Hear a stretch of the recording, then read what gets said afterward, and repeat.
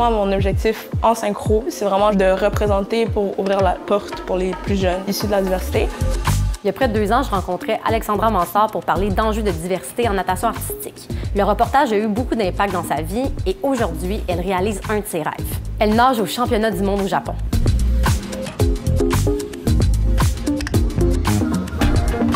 Je suis d'origine guinéenne.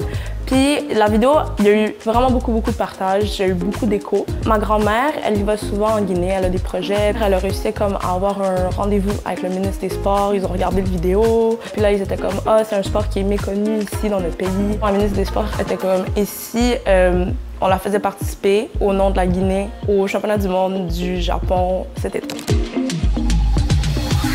Quand tout était en place, j'ai fait mon visa pour voyager parce que vu que je suis née au Canada, même si je suis d'origine guinéenne, j'avais pas de nationalité ou de passeport.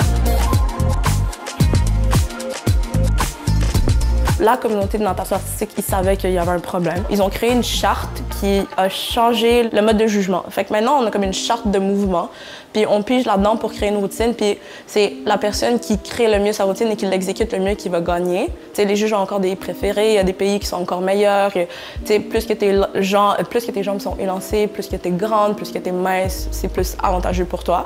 Mais c'est vraiment mieux qu'avant.